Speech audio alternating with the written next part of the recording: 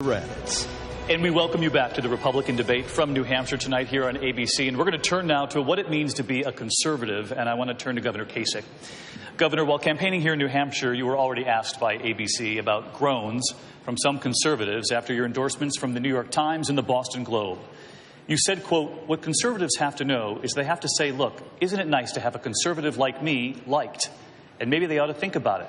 Because if I get elected president, the Republican Party and the definition of conservatism is going to change. How would you change conservatism? Well, first of all, look, as the New York Times said, he's certainly not a moderate, but he can bring people together to solve problems. And the fact of the matter is I've cut taxes more than anybody in the country this year.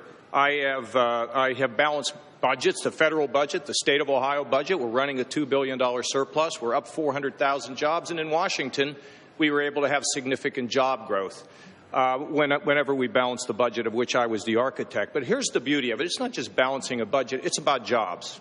You know, when I was a kid growing up in a neighborhood where if Dad went home at night and said, I lost my job today, it just killed the family. It just was a devastating effect. So we have to have economic growth. But once we have economic growth, I believe we have to reach out to people who live in the shadows. I believe we need to help the mentally ill, the drug addicted, the working poor. We need to help the developmentally disabled to rise, and we need to help our friends in the minority community develop entrepreneurship.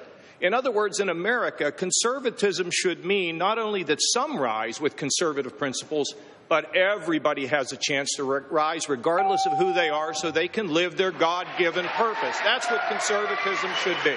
Governor Kasich, thank you.